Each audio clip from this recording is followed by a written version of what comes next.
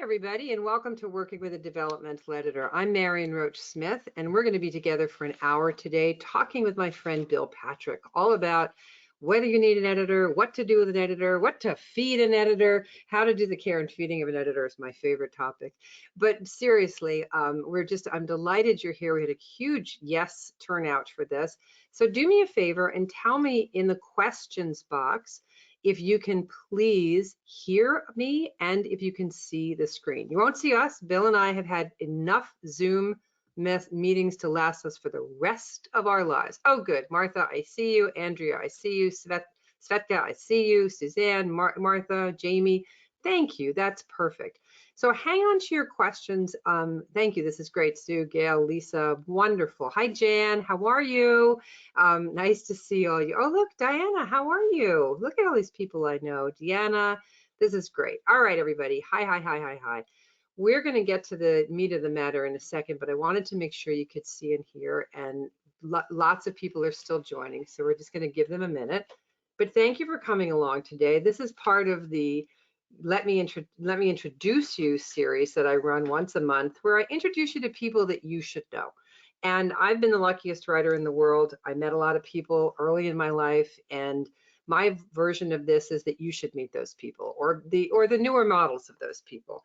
So what we're going to do today is talk about how working with an editor will guide your work, how it'll heighten your writing, and we're just going to jump right in. So sit back and relax. What we're going to do is do a presentation, kind of a chat between me and Bill for the half an hour, and then we're going to take your questions. But hang on to your questions, please, because there's no producer here. And if I see all the questions whizzing by in the questions box, I'll get wildly distracted when in fact I've got to run the technology here. So again, just sit back and relax. Everybody's going to get a recording of this and you can have it forever. So just be reassured that you will receive a recording 24 hours after we get off the event here today, and it'll be sent to you via GoToWebinar, and you can watch it as many times as you want. So with all that in mind, let's get going. And I'm going to put this over here. And so let's see, I want to make sure you can see that screen. Great.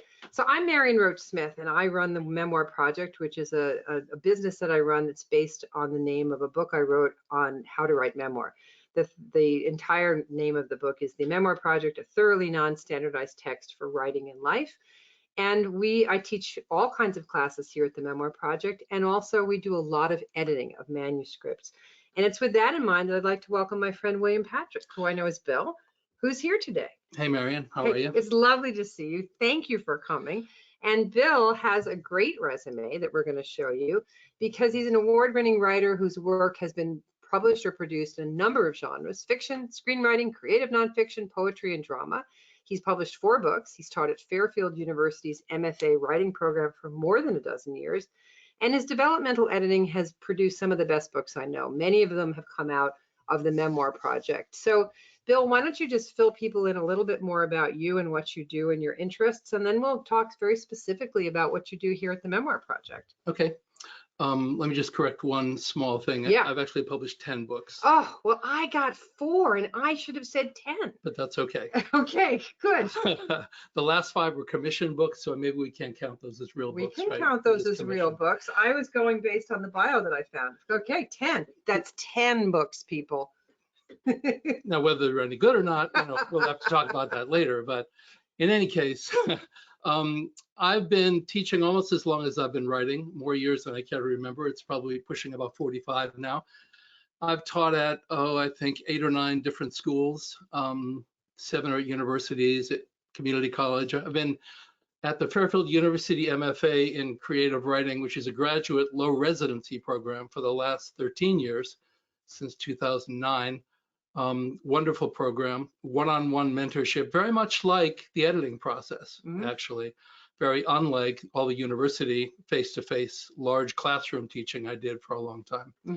So I see myself as an author first and editor second. I really haven't been editing books for more than about 15 years, as it turns out, but teaching for about 45. So writer first, teacher second, now editor, but love the editing work. It's so much like the one-on-one low residency teaching, as I mentioned, that I have this opportunity to become part of somebody's life when I do it, Yeah. which is really fabulous. It is fabulous, isn't it? I Yeah, love yeah. entering the world of other people's story, and I love getting story out of people. And I think I know because you've been working with authors here at the Memoir Project for a good long time now, people will tell me that it's very friendly, it's very helpful, and it also gets them to a much deeper level of story than they ever imagined getting to. Because, and I think that's really where the talent is getting the full story, the real story, the full embodiment of the argument out of somebody else, where they might have, originally thought they can just recount their life story. Well, I think it's hard to find story. As a matter of fact, the last book I published, which is called Metrofix,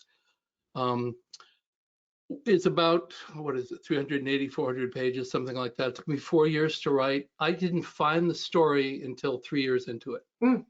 I did 2.5 years of research, then I wrote for about 6 months. I had no idea where I was going, and I really needed an editor at that moment. I needed somebody who could be there that I could throw things against and say, what am I missing? What am I not finding? Right. How do you help me find this story?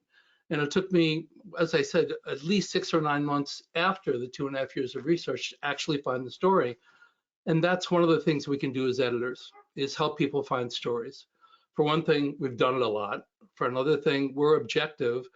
The people who write memoirs, they're dealing with huge lists of ideas, memories, characters, etc. We can sit back.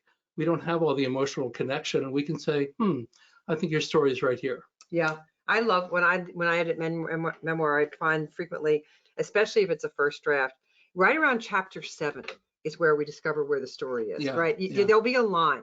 There'll be some line because the person is warmed up. They've got some drive at that point, and there'll be a line that says something like, "Dogs do things for people that people cannot do for themselves." And you say, I think we know what this book is about. This book is not a profile of your 12 dogs. This book is about what your dogs did for you that you couldn't do for yourself. Now let's edit it to be about that, to illustrate that. And I love that moment, right? When it becomes this whole purposeful story, as opposed to these sort of snippets and feelings on the part of the writer. So you produced this beautiful chart that you sent me yesterday, which I just love, and I'm going to totally throw it to you to explain what do I need as a writer and how do I get it, was the question pretty much. And you produced this fabulous editorial needs from an author's perspective that I really think everybody's going to benefit from looking at. So let's have a look. Let's have a look at that. Make sure everybody can see it. Oh, yeah, it's on the screen. I can see that it's on the screen. So I'm going to just get rid of this. There we go. So Bill, when we start out as a writer and we start thinking, is there help for me anywhere? What do you think is the best way to navigate? I mean, you've kind of got it all here on the screen, and I love it. But that's kind of the question. As you said, you were writing a book 10 books in, and you're still, trying to figure out the story of your most recent book. So when does a writer start to ask the question of, what do I need, do you think? Well, it's pretty subjective, right? Yeah. In terms of memoir, I think a lot of people feel like they don't need to ask that question for a long time because it's not material that's unusual for them. It's not like they've Right. Good point. Yeah, they've not gone off and done an immersion journalism job where they don't know anything about, for instance, being a surgeon, and they tail a surgeon for a year. Right. Here they have their lives and they think, well, I've lived that. I know everything about this.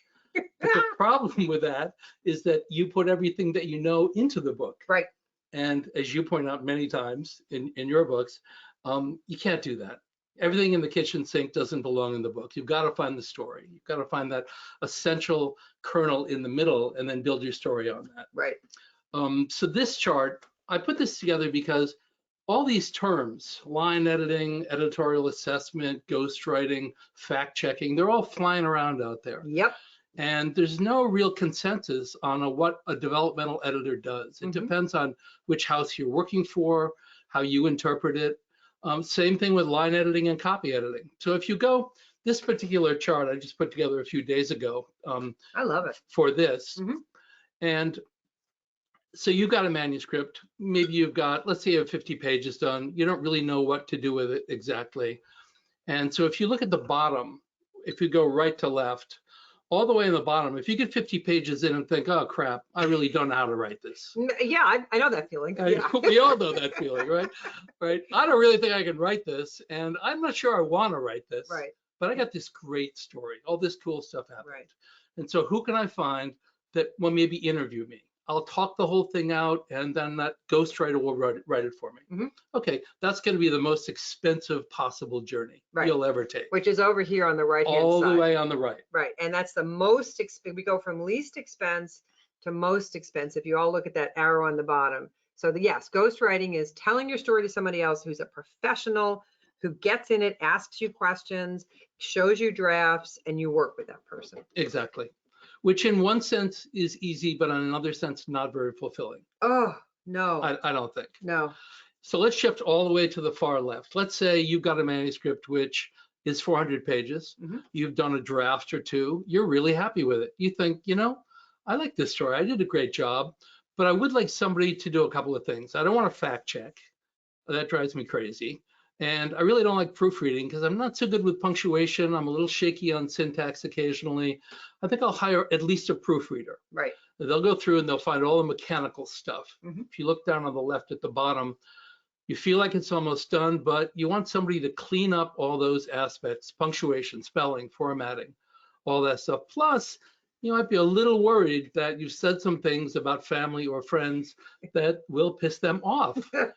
And they may just, do something about it. I'll take a little sideline here. I published a memoir in 1999, which was it was a coming of age memoir. And so my family was very much in it. And my mother and father at the time were split up. And when I finished it, my editor at BOA Edition said to me, you've got to get your parents to sign off on this. Oh. And I said, what do you mean?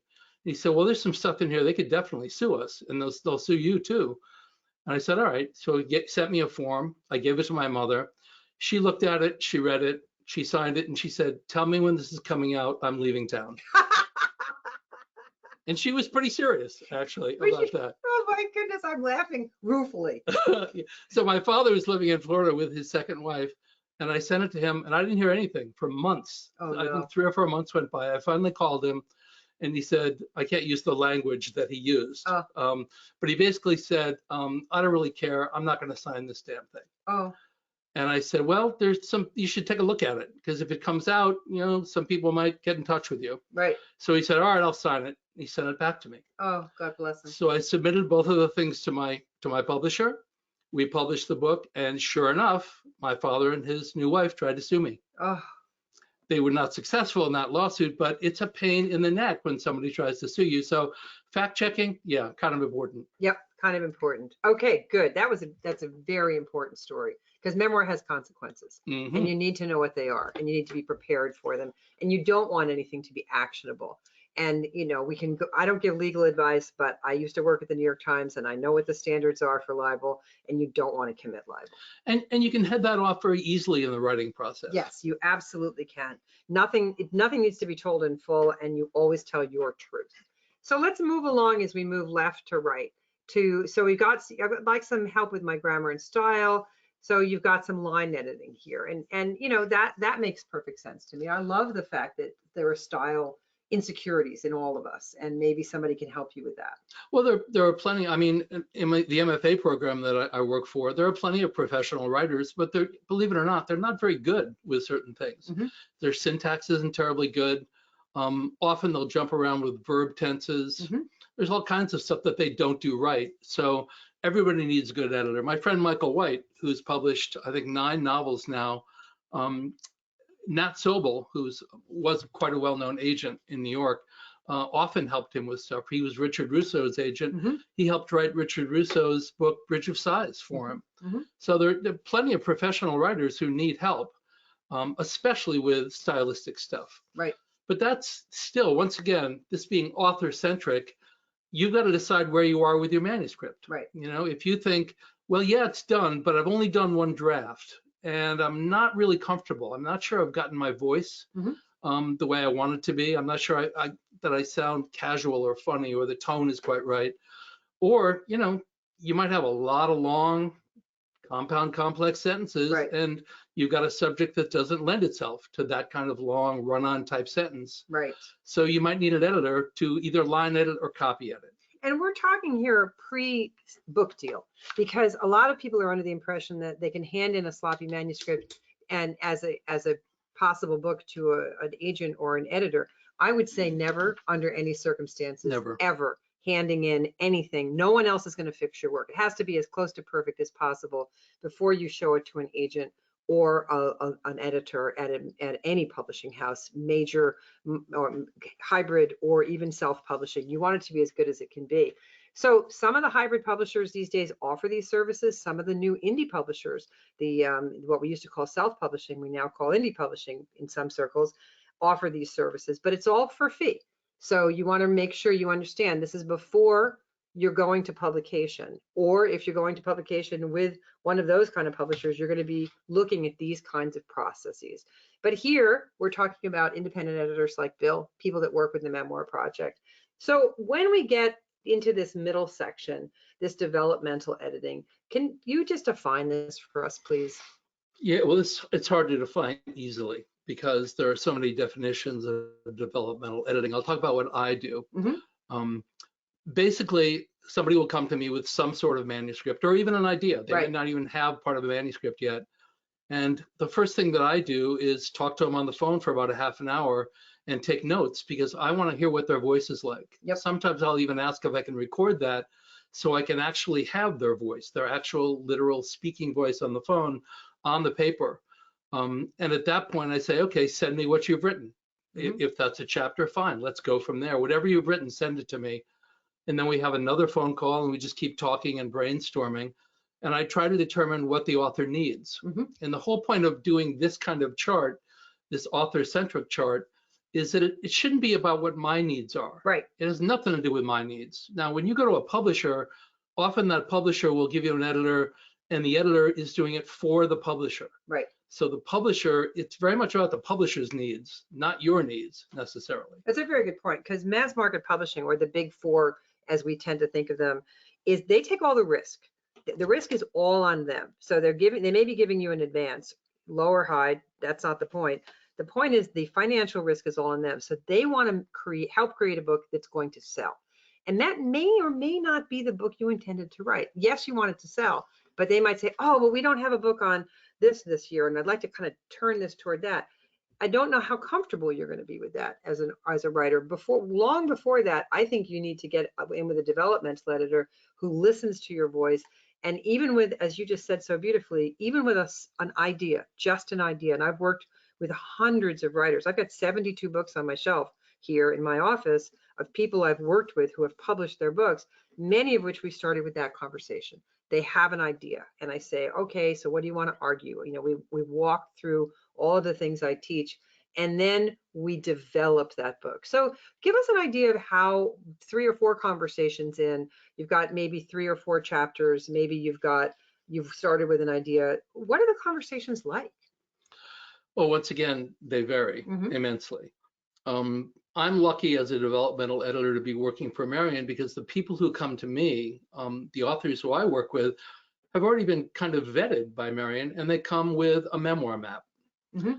So they're way ahead of the process. That's a product we sell called the Memoir Map, or they've absolutely taken my classes. They've taken Memoirama and Memoirama 2, so they know a little bit about book structure. So we all speak the same language. Well, that's a huge advantage for me, because I don't have to start as I do with my students at Fairfield at the very bottom, where they have an idea. They literally don't know what they want to do. These clients show up with a memoir map. Oh my God. Now, that memoir map may be useful or it may not be, because as we all know, we have a great idea, we start to develop it, we do an outline, and then we look at it and go, yeah, that's not exactly what I had in mind. I don't want to go that direction. Lily Chi is an author I'm working with now who's really, really a very good writer. She's a state delegate in Maryland. And when we first started talking, she sent me a 400-page manuscript. And I thought, oh, wow, this is great. You know, we don't have to start over. She's done all this work. I read the manuscript and realized that there was an awful lot of detail in there, and it wasn't necessarily structured in a way that was going to be most effective for it. So I had to well, at first she had only sent me a chapter or two, and I didn't get a good sense. So when I saw the whole thing, I thought, oh, I have to have that conversation.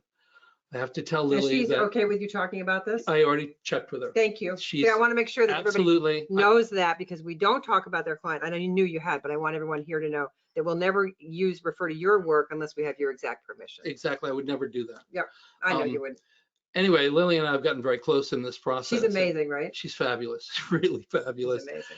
And so I had to have the conversation, which said, I think we need to start over. Yep. That doesn't mean we have to start over and those 400 pages aren't useful. They're immensely useful.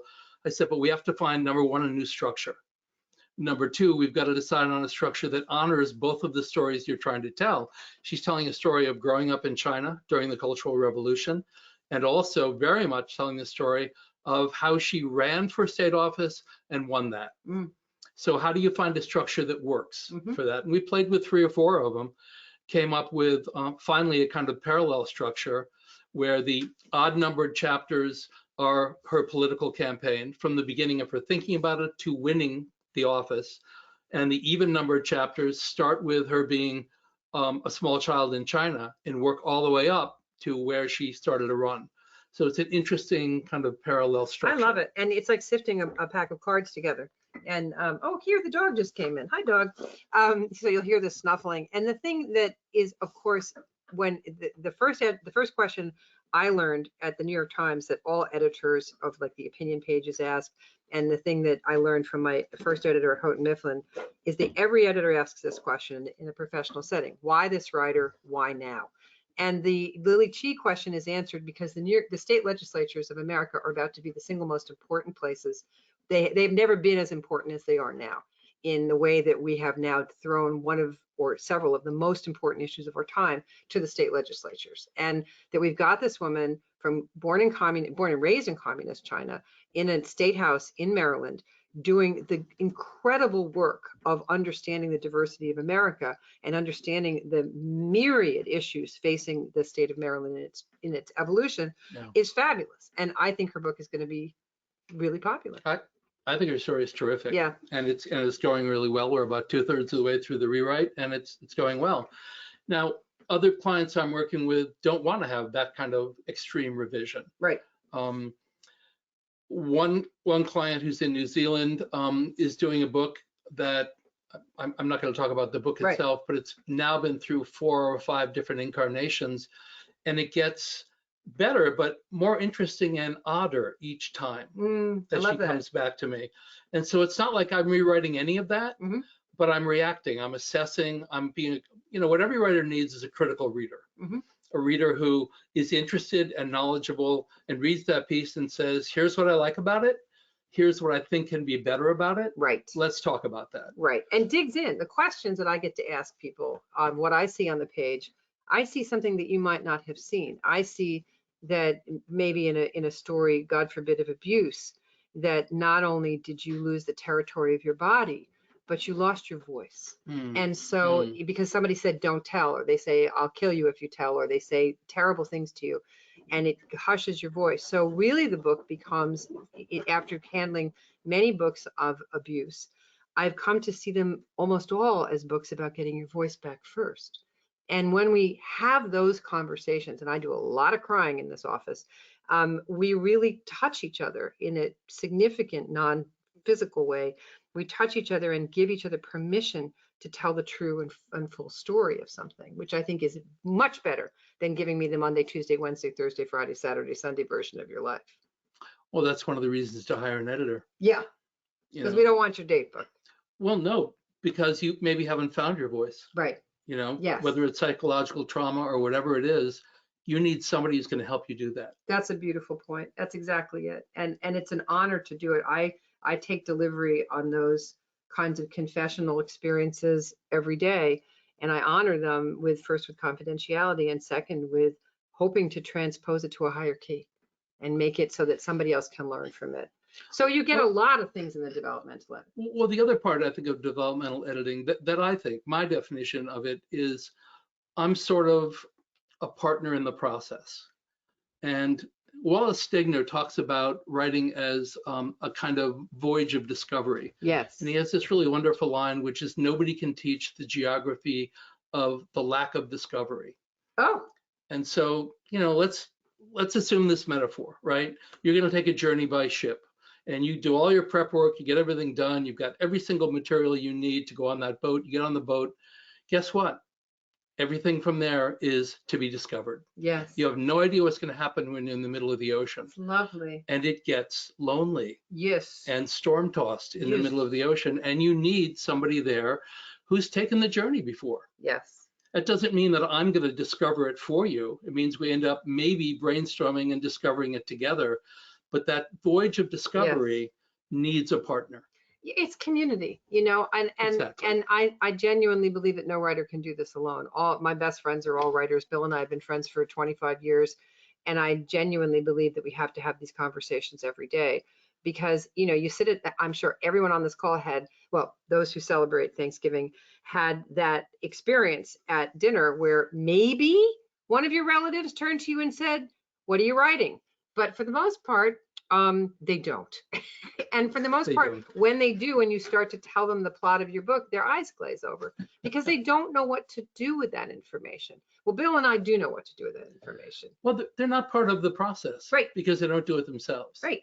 When you do it yourself, you realize all these things intuitively. And you mentioned community. The people that I work with, whether they're students or clients, they're as much my community as I'm theirs. Yes. That's the interesting thing about it, is that because writing for me is solitary too. Right. It's like I don't hang around, talking with friends about writing all the time. So the people I work with as an editor and as a teacher become my community. I do this because I want to have this conversation every day. Exactly. And when I first got married, I didn't have this conversation with anybody. So I started doing this and it's improved my life immensely. So so as we move along through here, we've got a basic sense of the developmental editing, which sounds like it's kind of half pizza delivery, half therapist, half. Well, half. there are also some mechanical things Yes. here that a lot of Yes. young writers don't get, or Right. new writers don't get. Like what? Like Philip Lopate has a wonderful book in which he has I think it's called To Tell and to Show. The old high school adage, show, don't tell, really doesn't work all that well. Mhm. I mean, yes, you have to write in scenes, but sometimes you need to move along. Sometimes you need summary. Mhm. So you have to be able to have the skills to show something by creating immersive scenes. And at the same time, you have to have the ability to know when to move quickly and use summary. Mm. A lot of new writers don't get that. Right. They just want to tell everything. Here's what Right. happened. They give you all Right. the facts because once again, it happened to them. And for them, their lives are alive. Absolutely. But when it gets on the page, it's too much detail. It's not focused. It's not structured. That's a beautiful way of putting it. The movies teach us about the jump cut.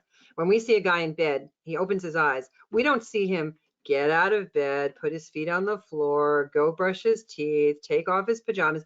We see him open his eyes in bed. The next thing we see him in his suit and tie in his office. And some writing has to adopt some of that theory of moving it along. And whatever you've got to do to move it along, an editor can help you by saying, we don't need all this, but we need this. We need to get to here sooner. So that's good structure. Well, story leaps are okay. Yeah. But lines of asterisks, if they get too numerous, No. you realize that the writer really hasn't done his or her work. Right. So we're also asterisk removers. Yeah. Yeah. I mean, it's the art of transition much of the time. Yes. And you got to figure out how to do that. Learning to write transitions is a really integral piece of success. And that's a very good point. So a good transition needed here is probably the third most popular sentence I write in margin when I do margin notes. Good transition needed here. Yeah. As opposed, there's lots of things that I write in the margins, which is part of what people need to understand. We get our hands on your manuscript. I just cover the pages with margin notes and trying to show you what works, trying to show you what doesn't work, trying to teach you not to hang so much off the end of your quotes. He said quizzically as he opened the pizza box in a desperate attempt to stuff some food in his mouth. It's like, no, don't hang anything off your quotes. Show me some action, give me a quote, show me some more action. So we're here to make the story better. So how about the rest of this as we move along? So then we're going to take questions in just a few minutes. But what about the rest of this? Well, if you get to the right of this, where if you're at the stage of, can I get informed feedback on the concept for my memoir? That's for people who have an idea. you've got this idea, something has happened in your life, whatever it was. Um, I'm not going to even propose anything at this point, but there are so many things that are interesting that happen to people. And if something nags you for a long, long time and you think there's a book in that, I want to tell my story, you gotta do some editing first. Do I have a story worth telling? Mm-hmm. You know, and you may not have the right answer for that. You may Mm-hmm. need to ask a bunch of friends, a bunch of family members. You can't necessarily trust what they're going to say though, because they love you and they care about you, and Right. they don't want to say something that's possibly hurtful. Mm-hmm. A professional editor will look at it and say, look, you know, you may not like what I say, but, and they give you the straight poop on it. Yep. Is there enough inherent drama in the premise? I mean, you might think that relationship story you want to tell is really important, you know, because it was so emotionally important for you when it happened. But guess what? If it's a Hallmark rom-com, don't bother writing it. Right. There's just no point in doing that. Right. If it has some depth to it, there's nothing wrong with the relationship stories. As a matter of fact, all stories are about relationship, but it's got to be more than just, I met him, we had a great time, we broke up, I'm sad.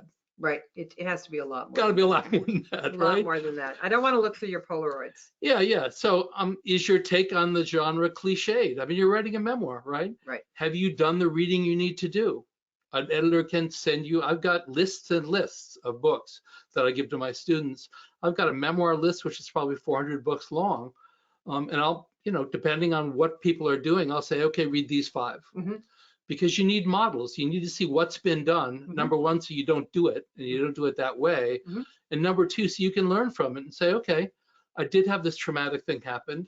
I read this book. This is how this person handled it. That gives me a great idea. I can do it this way. Mm-hmm. Okay, so that's part of it also. Mm-hmm. You got to determine who your audience is. What are the major strengths and weaknesses with your plot, with your characters, all that stuff. That's for people who really are one step above, I can't write this. Right. You're at the beginning, you have a lot of anxiety, you need somebody to partner with. Mm-hmm. That's where you are. Mm-hmm. And that's why, you know, an editorial assessment and or critical reading is so important. Now, the critical reading can be by a friend mm-hmm. or anybody else, as long as you ask them to tell you the truth mm-hmm. about how they feel. Mm-hmm. Were they excited? Was there suspense? Was there enough conflict in the piece? Did they feel tense? Did they want to find out what happened and kept turning those pages? If they don't say that, you got a problem. And I always believe it's best to get in with somebody who's invested in your success.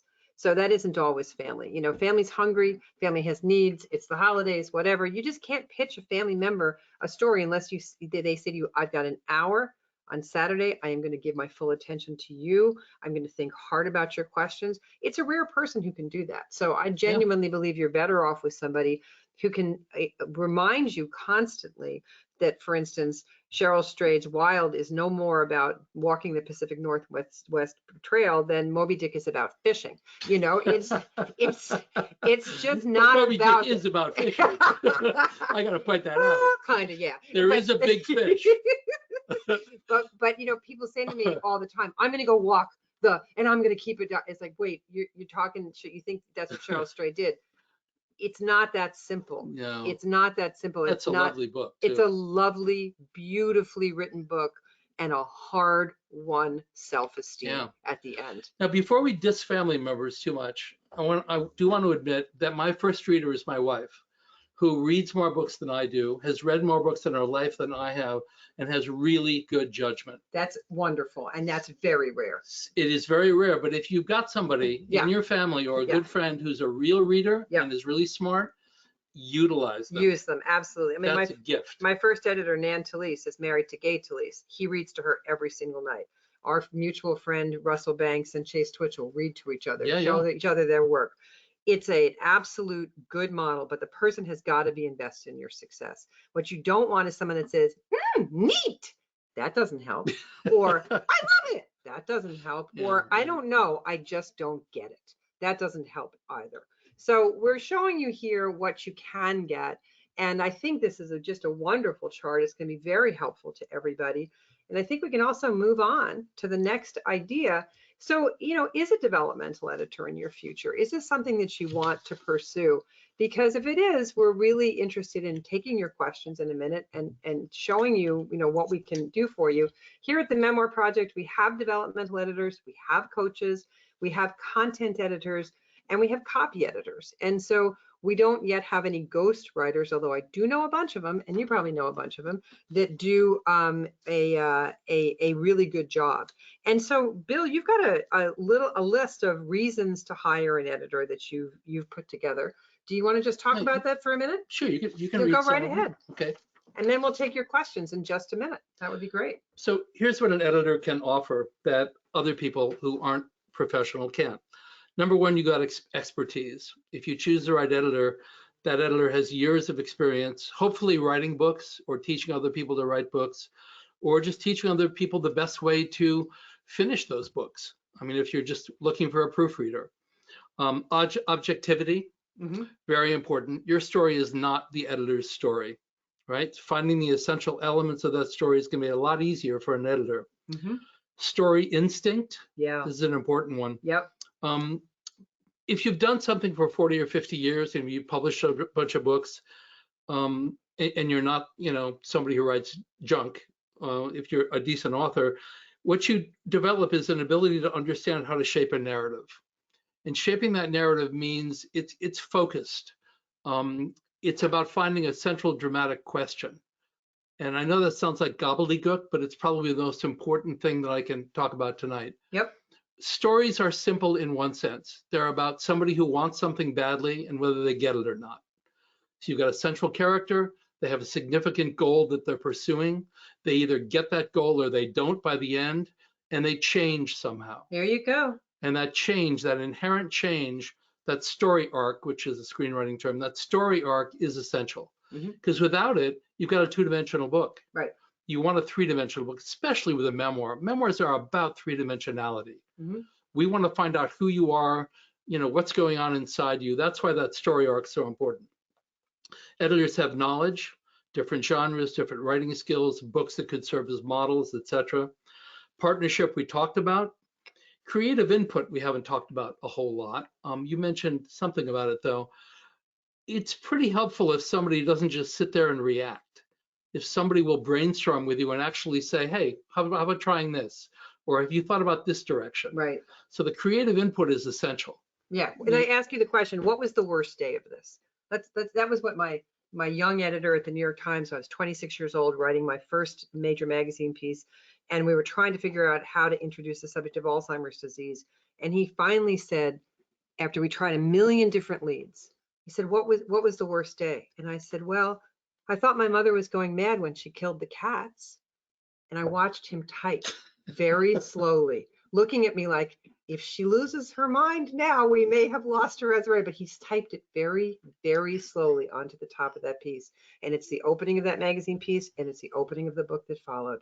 Well, that's story instinct. That's story instinct. And I never will forget the look on his face. And I realized if we went there, it's go big or go home after an opener like that, right? Well, I mean, if you've read enough books and written enough books and you hear a line like that, I mean, literally, hair on the back of my neck stood up a little bit when you said that. Yeah. Because I just thought, wow, what a great idea. What a moment. What a moment. It was so kind of him. I was in such rotten shape, but he found the story and then I was able to write it from there. And sometimes it takes a number of conversations with somebody before you find the story. For one thing, there's that trust issue. Right.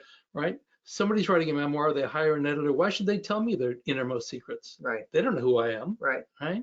Number one, am I going to steal it? Right. Who knows? Right. Yeah. Gordon Lish, a famous editor at Knopf and for Esquire for years, did steal a book, which everybody kind of knows about. So I can't remember the title, something Mr. Capote, Dear Mr. Capote, I think it was, which had been written by a graduate student of his. He took the whole thing and published it. Right. So that's not going to happen. That's not going to happen here, no, but it can happen. It can happen. So what we want to do is take your questions. And first, here's the contact, both for us at the Memoir Project. You can always, of course, contact Bill directly, which I love.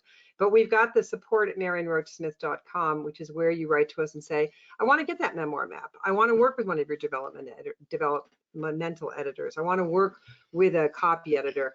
Our copy editor is amazing. It's Rob Brill from the Times Oh, I Union. love Rob. I know Rob is maybe the kindest Oh, ex-hippie that ever did live. fabulous. A lovely, lovely man. And he's the best copy editor I know.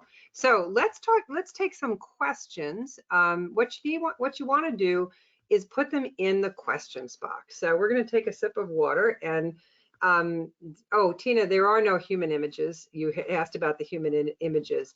So there's just this screen and this mic. Bill and I are zoomed out, as we say.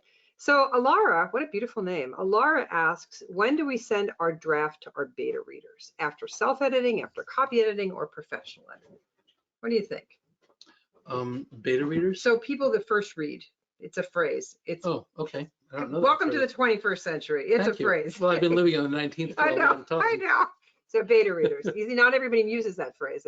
And I've heard that many times. So I'm sorry. What did you? Can When you do you send a draft to your first readers? Do you self-edit first, after copy editing, or professional editing? I say send it off whenever. Yeah. If you trust that first reader, whoever it is, send it off, because they'll look past all the problems. Right. They'll try to find the story and they'll react to it emotionally. So I say send it off. Now, that being said, if you think you've got a manuscript that's ready, do not send it off to an agent or an editor any place unless you've had somebody professional take a look at it. Yeah. Because sending a manuscript with a lot of defects to an agent, that agent will never represent you. Yeah, they'll never represent you. And here's the other thing that I say: when you're showing it to your beta readers, your family, your well-trained friend, tell them what you want. In other words, if it's my best friend from college, she's going to copy edit that thing because she can't help herself. She's one of those people. So you say to them, please don't copy edit it.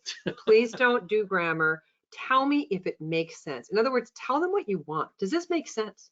I wrote something for somebody recently and he said, I want you to make me cry. And I said, okay. And that was what the assignment was. Wow. And I said, okay, I got it. But similarly, I ask my people what I want from them right from the start.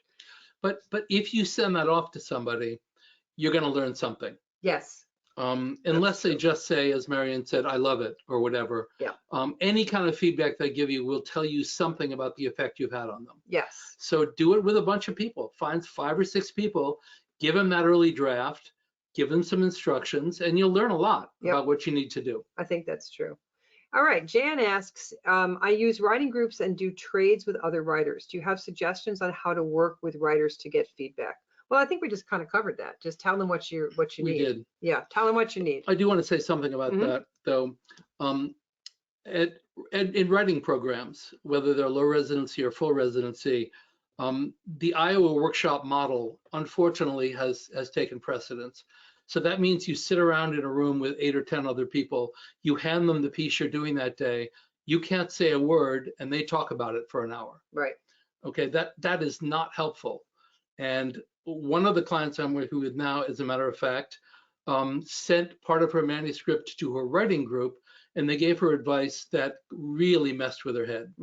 And so when she came back to me, I had to kind of talk her down from what they had said, because it was so unhelpful, it was so hurtful, and it sent her in a direction that really wasn't, as positive as it could have been. Every single version of a story should get better. That was what I was taught at the New York Times. If it's not getting better, then what are we doing here? So if the people that you give it to are not helping you, find other people. Good point.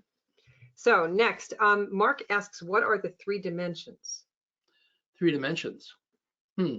Well, in sculpture, that means you see all sides, right? In writing, it means that you don't just get a plot. It's not just characters who are sort of nondescript doing stuff. You find out how they feel, what they want, what they care about. That inner dimension is what we often don't get in movies, which is why movies remain 2-dimensional so much of the time. Books are about 3 dimensions, about finding the inner lives of the characters. Right, perfect. Okay, Helen asks, is the writer's confidentiality protected when she works with a developmental editor, or any editor for that matter? Yes, here at the Memoir Project, we absolutely do guarantee your confidentiality. And in my classes, I ask everybody to respect that. So I think that's a really important piece of it. Mary asks, I'm a newbie developmental editor whose client has trouble getting at those small details about any given important moment in the memoir that make it cinematic. What questions should I ask to bring forward those details? And also, is it necessarily best done by verbal interview? For instance, is it okay or less valuable to get their stories and details via back and forth emails? Boy, that's really subjective. It really depends on the That's a story. tough one, and it's Yeah. tough to quantify Yeah. because one of the main skills you have to have as an editor, especially a developmental editor, is getting someone to trust you. Yeah. So the more you talk to them and the more they realize that their interests are your interests, that they're not doing it for some weird reason, that establishes trust. And it sounds like that's what you need to do with this person. I'm not sure they trust you yet. Yeah, that's a good point. So you got to talk to them more, and you got to say, look, I'm trying to help you. You got to trust me. You got to tell me everything you can tell me so I can help you make this better. Right. There you go. Bill, Fran asks, can you define the word theme? What theme means? That's one of my least favorite words, actually. I hate theme. Yeah. And I think it's so destructive to even talk about theme at the beginning of a story. Stories, to me, they're about what I said before. Characters wanting something, deeply wanting, profoundly wanting something, and going through, jumping all kinds of hurdles to get what they want, and then changing internally because of it. The theme is just what it means at the end. Right? So if you start acting at the beginning like you know what the theme is, you'll try to write to that theme. I always found that to be destructive. Yep. I agree with you completely. So Colleen says, to be fair, go big or go home seriously underestimates the lure of a cat purring in your lap. So I totally agree. Colleen, point made, point taken. Sarah says, I'm currently trying to shorten my memoir using my core theme as the filter. I find I'm doing a lot of rewriting to give it a theme-related slant, but I definitely need a partner. This will be draft 4. I'm wondering whether I do better get a developmental editor now or wait until I've worked through this draft. Either way, I mean, I think if you're struggling, you want help. That's my feeling. Yeah, you get in touch with somebody. Yeah, reach out to somebody. Cameron says that prices for developmental editors seem to vary widely. Is there a good way to understand how much to pay for one? You're right, they do vary widely.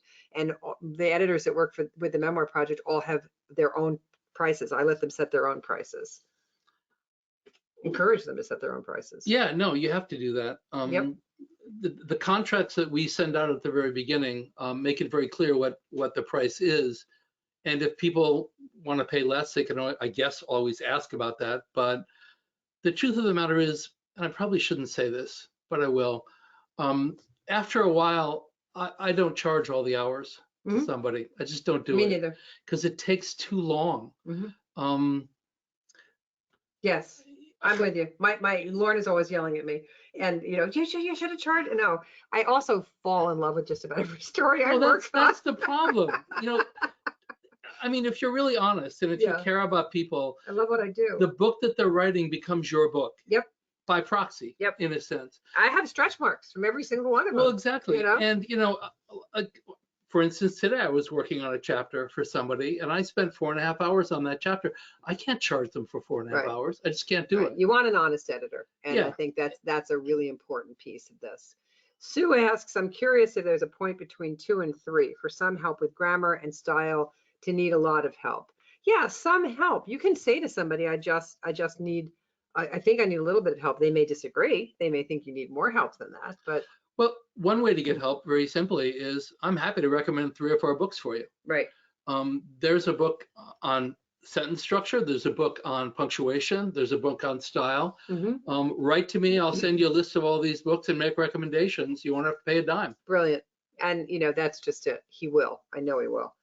Susan asks, do you only edit memoir or do you edit fiction? I only edit memoir. Bill, when he works with the Memoir Project, only edits memoir, but. Correct. Great. Okay. That's from Susan. And Lori asks, I have read your book, but was told I need to take your classes in order to get on the wait list to work with one of your editors at the Memoir Project. You need to take the classes so that we're all on the same page, Lori. That's the way we do it. It's really not an upsell. It's so that we're all speaking the same language. The way I teach memoir is unique to me. I also think it's very productive. So I hope you'll consider taking the classes. Robin asks, just sending my book to my book group, what guidelines do you think about asking them as they read it? I think we covered that. Tell them what you need. Be very specific. Tell them you don't want a copy edit and you won't get a copy edit. Colleen asks, when is the best time to get a developmental edit of the structure or for the best structure? At the beginning. At the beginning, absolutely. It's all about structure. Yeah, don't waste your time writing 200 pages if you don't have a structure that works. Yeah. It'll just be frustrating. Yep. Sarah asks, my word count is 208,000 words. Sarah, yippee for you. She says she has her hacksaw out and I'm whacking all my darlings. Blood on the floor, Sarah. There'll be blood at Christmas. What is a reasonable word count for a book-length memoir? They're all over the place these days, but you know, I was told 75,000 words is the place to start. But you know, Abigail Thomas's books are much, much, much shorter than that.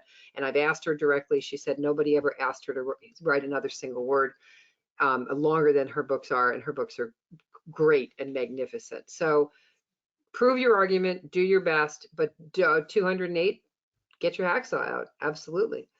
Colleen wants to know if would you register with the WGA before sending it out? Not necessarily. Not necessarily. It won't really help you. No.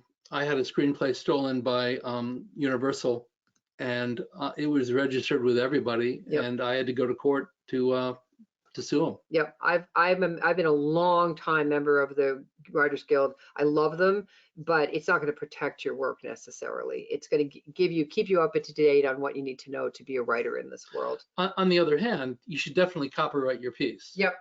Because you have to have a date by which you can prove you own that. Right. So as soon as you finish, you know, a representative draft, write off and get it copyrighted. Let's see. Marilyn asks, is there really such an issue between memoir and historical novel, maybe part fiction or like a hybrid? So yeah, there's a lot of difference between memoir and historical novel. Ask James Fry about that. Yeah, ask James Fry, right. You want to, memoir is the truth, and the truth according to you, and the truth the way you're willing to share it with us. Trish asks, I'm a memoir editor and coach. How do you help a new writer find their voice? How do you coax out their uniqueness? I think it's conversation. That's a great question, though, because voice isn't just how you sound. Yep. Because voice on the phone is one thing, voice on the page is quite different. So you've got to get down to the nitty gritty. Mm-hmm. You've got to look at word choice. You got to look at diction levels. You got to look at tone. You got to even look at sentence structure. A story which is written in fragments is very, very different than a story written in run-ons. Mm-hmm. And that all establishes voice. And the reader knows it right away. I mean, you know, when you open a book and you read that first paragraph, you have a sense whether that writer is competent and whether that writer is someone who appeals to you or not. You'll know it in one paragraph. Mm-hmm. And so a guy named Noah Lukeman wrote a book about the first 5 pages in which he says, if you don't have the reader by the first 5 pages, you'll never get them. Mm-hmm. I think that's true. Well, I'm going to have to skip a little bit through here so we get everybody out of here at 6 o'clock because there's a lot of repetition in these. So I'm going to try to go through these a little more quickly. Donna asks, if you have too many beta readers, aren't you reducing your buying readership? So I don't think so, Donna. I understand what you're doing. You're building your reading base, but you don't want to have a 50. I don't believe in a lot of beta readers. I believe in 1 or 2 good readers who are committed to your invested in your success. You'll have to sort out all those opinions, and they could be in conflict with each other. That's it. They're going to be in conflict with each other. I'm not a huge believer in a pool of beta readers. I to have one good person. Bill and I have talked about this for years. A good person who's invested in your success is worth their weight in rubies. He's got his wife. My husband is an editor. He reads my stuff. My sister is a writer. She reads my stuff. That's it. Plus, if they're friends, they're going to buy your book anyway. Right. Good point. By the box load. Yeah. Okay. Audrey asks, can you explain exactly what copy editing will do with a manuscript compared to a proofread? Well, I think of them as similar. Proofreading is really just mechanical. Yeah. It's, are the commas right? Copy editing and line editing, once again, big debate about the differences between the two. Line editing might be a little more specific about mechanical details. Copy editing might be a little more conceptual, but I consider them the same thing, which is, and here's the metaphor I always use. If you're looking through a window and that window is all covered with grease and dirt, right? You can't see what you're looking at because you're distracted by all the grease and dirt. If I open a manuscript and it's got terrible sentence structure, no commas, bad typography, the formatting's wrong, I can't see the story because Right. I'm distracted by all the details, all the junk. So a good copy editor or a line editor will clean up all that junk. Yep, that's perfect. Jennifer says, how do you decide who to work with? Is there a process to test an editor before committing? So what we do at the Memoir Project is we talk to you. Lorna talks to you, then Lorna and I discuss it, and we decide which editor might be best for you. Because the editors take different things. So Bill, have you had people say, no, after talking to you? One person. Mhm. Yep. Yeah, happens. I think, once you go through that vetting process and you get assigned to an editor, talk to that editor on the phone. You'll know in 10 or 15 minutes whether or not that person is somebody you can trust and want to work with. And, at the end you say, you know what, thanks, but I don't think we're really meshing here. Yep.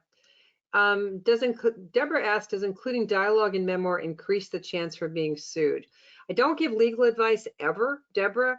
You want to be accurate, and you always want to make there to be the understanding that this is the way you remember it. This is how it happened to you.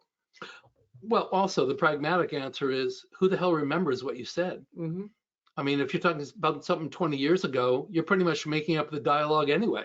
Yeah, you put at the beginning of the book that this is the truth according to me. Exactly. I always say the conversation went something like this. Now, you might have recorded it. When I wrote my book, Saving Troy, I rode with the fire department for 1.5 years, and I recorded every single call. Right. So I had dialogue that was real that I, transcribed. Right. But in a memoir, you don't have that. I wasn't carrying a notebook when I was 8. Exactly. Right. So you want to say the dialogue went something like this. Yeah, exactly. Let's see, which format? Let's see. Looking for ones we haven't covered. Patrick asks, I'm just starting to edit my memoir. I have friends who are editors, writers, and instructors. I can't afford to pay much for an editor. You two and a friend mentioned a trade. What are examples of trades? I have no idea. So I have a client who's a Pilates instructor, and she offered to trade me classes for the services of editing, and that's mine to decide if I want to do that. That works sometimes. You want to make sure that it's a monetary equal, and see if it works for you. Let's see. Do you have any suggestions on how do you test out an editor? Janice, who I know, wants to know, how do you decide? What are the good questions for them to ask you, Bill? That's a good question. That's a great question, isn't it? I think if I were interviewing myself, I would say, what are you going to do for me as an editor? Why should I choose you? And see what I say. A lot of the things I already said when we talked about the reasons to hire an editor. Right. But mostly, I think you got to find somebody who's really smart and a good writer and compassionate. And if you find all those things and you feel you can trust that person, then it's a good choice. Yes. But if they're not smart and they're not a good writer, why would you ever think that they could help you? Right. And the online world is filled with people who have not published, who claim to be best-selling authors. Check that out. Best-selling, to me, that's the New York Times bestseller list, which is a whole different thing than having one short story on Amazon 20 years ago that was, quote, a bestseller. So be careful with that phrase and make sure that the people have the expertise that is going to help you. Don't get shiny and thrilled over somebody who's, sounds good. What did they do? What have they published? What authors have they brought to publication? Can you also, any writer worth his or her salt is going to have a good website. Right. So you go to the website and you check it out. Go to my website, read all the stuff. I've got lots and lots of my books there and articles and everything else. You read and you decide if I'm any good or not. At least that's the first vetting that you do. And the second one, I think, should be on the phone, a personal interview. Absolutely. Yeah, I would not want to work with anybody I couldn't talk to first. Let's see. Sharon asks, do you recommend obsessing? I love this. Obsessing over a book proposal as opposed to just obsessing over your manuscript. Sharon, there is no writing without obsessing. Yeah, right, exactly. You're in the wrong profession. Yeah, I pace, I scream, there's blood on my typewriter. I interviewed the great Anna Quinlan for my podcast a few months ago. And Anna, winner of the Pulitzer Prize, bestseller, New York Times bestseller in every category there is, and a New York Times #1 bestseller. Anna's probably the GOAT, right? The greatest of all time for some people. I asked Anna, do you get up with doubt? She said, every single morning. So I think that's all we need to know about that. Let's see. So can we talk money? Everybody's asking money now. Yes. So you can pay anywhere from $60 an hour to close to $300 an hour for the editors that I know and work with. And so what do you think, Bill? Where's the range that you know? 90 to 150 Yep. is the range that I know. Yeah. So it's in that space. I don't like flat fees. There was somebody that proposed that he work with us, and he said he charges a flat fee of $15,000 to read a book, and that doesn't work for me. Egad. Yeah, that just doesn't work for me at all. So I want someone who's going to work hourly with somebody and make sure they get what they need. And as Bill said, probably put in more time than they charge. But also the person you work with should be invoicing you regularly, and they should be invoices that are detailed, not just, I worked 40 hours this month, right? You want to see dates. The way I do it is I put the date, I put what I did that day, I put how long I spent that day. And if it's 12 or 15 items over the course of the month, that's fine. But somebody can look at it and say, wait a minute, you're charging me $1,000. What did you do? You have to know what somebody's done. Yep. Okay. So Diana, you've been told you have 5 books in one rough draft, everything and the kitchen sink. I made the mistake of writing a rough draft without a structure. What's the next step? I think a good developmental editor pulls that apart and identifies what the books are and gives you some good question to identify which one you want to write first. That's what I would do with that. Yeah, you got to find a structure first. Right. So let's see, Audrey asks, how long does it take to get a copy edit of a manuscript in terms of days, weeks, and developmental edit? So I think of a developmental edit as an ongoing thing. What do you think? And copy editing can be a couple of weeks, depends on the copy editor. Yeah, it depends on the length of the manuscript, first of all, how busy that person is. If you send somebody a 250-page manuscript and you give them a couple of weeks, they should at least give you a critical assessment in that 2 weeks. Right. But if you want them to actually go through and either proofread or copy edit it, most people, if they're busy, they're going to take a month to do that. Yeah, and you want them to because they're looking at every single word. Yeah, exactly. Right. I take several weeks to read, 2 to 3 weeks to read every book I read, and it's the only book I'm reading. I don't read more than one at a time, and I spend a lot of time reading them. So we're just after 6 o'clock. We're going to take one more question. And let's see. Yes, Portia, I sympathize. Everything does cost so much. And so do you have any advice for somebody if they could just afford to do one thing? Would it be a developmental conversation? If you really want to zero in on and you have a very limited budget, what do you think would be the most valuable way to spend $100, Bill Patrick? Send somebody a small excerpt, 10, 12 pages, with a brief outline of what your idea is, what your concept is, and ask them to give you a list of good books that will help you. That's a great suggestion. That you can get for under $100. Absolutely. Well, thank you everybody for coming along today. That was really, really fun for me. I hope it was helpful for you. I forgot to show you your question slide. Sorry about that. Thank you. I'm delighted to have you all here, and all these thanks for pouring in. Wonderful. I'm so glad, Colleen, that you liked it so much. And you're welcome, Sarah. You're welcome, everybody. Stay in touch. Come and see us at the Memoir Project. If you want to work with Bill, just send us an email. You had the email back here, support@marionroachsmith.com, or write to Bill directly, williampatrickwriter.com. And write well, everybody. Stay safe, and we'll talk to you again soon. Come and see us next month when we're going to talk about author branding, which should be really, really fun. All right. Take care. Bye-bye. Thanks.